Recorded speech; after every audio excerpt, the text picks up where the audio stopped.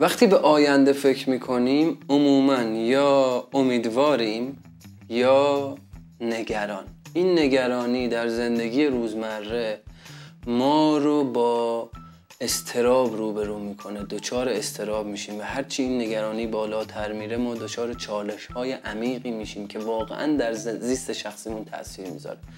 اما در سینما چجوریه؟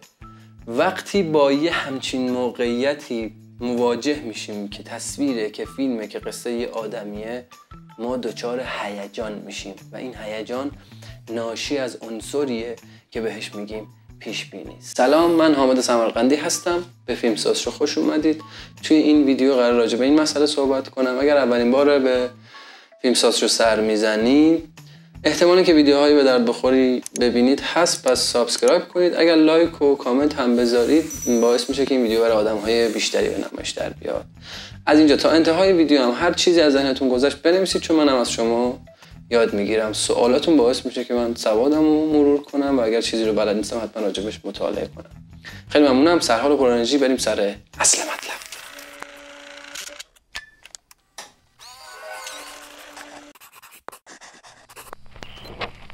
همه ما در کودکی، یا شاید بهتر بگیم 90% ما در کودکی با این مواجه شدیم که یک آدمی، یه پدر بزرگی، یه پدری، یه مادری برامون قصه تعریف کنه و ما با تمام وجود این قصه رو دنبال کنیم و در جهان کودکیمون یک چیزی خلق بشه که همش با خودمون بگیم خب تهش چی میشه. این نتیجه گرایی، این که همش میخوایم بدونیم خب چه اتفاقی میفته و این پیش بینی کردنه باعث میشه ما به شدت کنجکاو بشیم و بخوایم بدونیم که این ماجرا چجوری ختم به خیر یا ختم به شر میشه. پس از همون کودکی ما با یه همچین مقوله آشناییم. پیش بینی در زندگی روزمره ما هم کار میکنه. ما فکر میکنیم به این که مصاحبه شغلیمون رو چجوری بدیم، امتحانمون رو آیا قبول میشیم یا نه، نمرمون چند میشه، از امتحان که میایم بیرون حدس میزنیم که این نمره چند میشه. این پیش بینی کردنه. اگه بخوایم بریم مسافرت، شب قبلش ممکنه دچار هیجان بشیم و از خوشحالی خوابمون نداره فکر کنیم و رویا پردازی کنیم و این هم جزوی از پیش بینی حساب میشه. در فیلمنامه، در سینما، در فیلم هم این عنصر پیش بینی اون چیزیه که مخاطب رو با هیجان روبرو میکنه، مخاطب رو دچار تعلیق میکنه و این عنصر باعث میشه که ما کاری کنیم که مخاطب تا انتها با فیلم ما همراه بشه. پس ما باید یک جوری فیلمنامه‌مون رو ساختار بندی کنیم که اجازه بدیم مخاطب یه سری پیش بینی چه اتفاقی رقم میزنه، برای اینکه یه حسی از برنده شدن رو در ما فعال میکنه. اگر بتونیم حدس بزنیم که عاقبت این صحنه، این لحظه، این موقعیتی که داره فیلمنامه نویس و کارگردان برای ما خلق میکنه چی میشه، احساس برنده بودن میکنیم.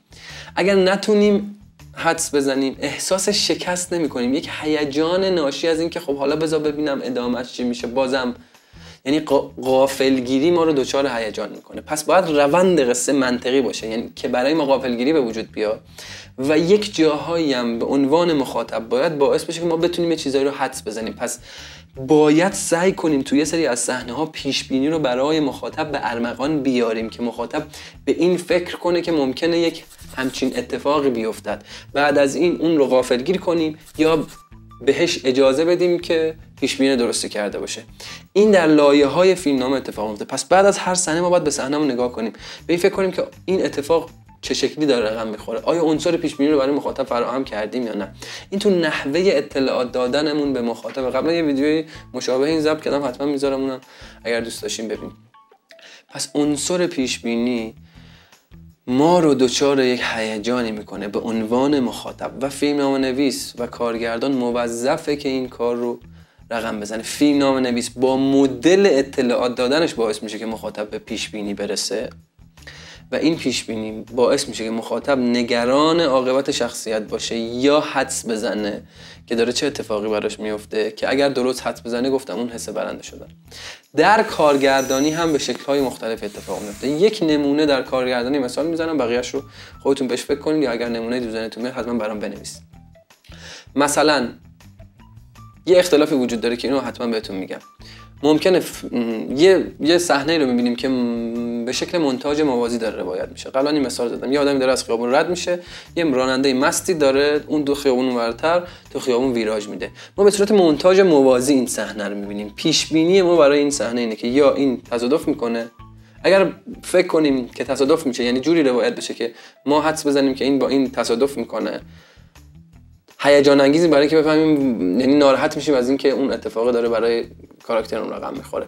اگر تصادف نکنه دوچار غافلگیری میشیم که یک هیجان که باز هیجان جنسش با هیجان قبلی فرق میکنه. مونتاژ موازی در کارگردانی یک تکنیکیه که ما رو دوچار پیش بینی میکنه به عنوان مخاطب رو دوچار پیش بینی میکنه و هیجان براش برمقام میاره. این مونتاژ موازی خیلی ها فکر میکنن که فقط در فیلمنامه اتفاق میفته، یعنی بعد اول در فیلمنامه این مدلی نوشته شده باشد که کارگردان.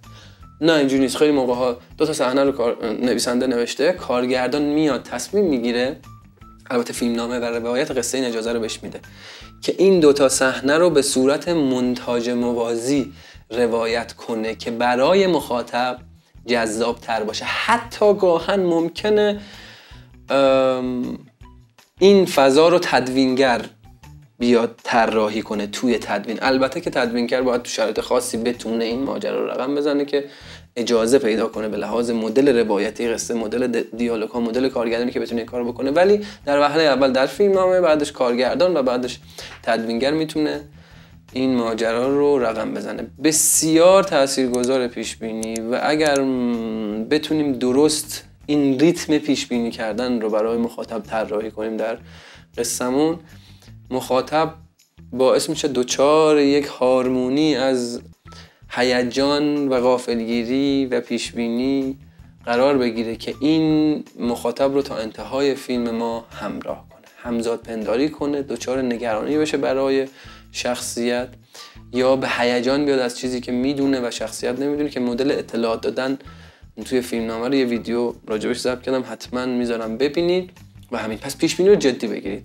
همون چیزی که در زندگی شخصیتون شما رو دچار هیجان میکنه، خیلی جاها شما رو دچار اضطراب میکنه، همون باعث میشه که مخاطب چون برای خودش اتفاق نمیفته اون ماجراه، احساس خوشایندی حتی بهش دست بده، چون اون داره برای یک شخصیتی تو فیلم میفته و این آدم تماشاچیه و خوشحال از اینکه اون اتفاقه براش نمیفته.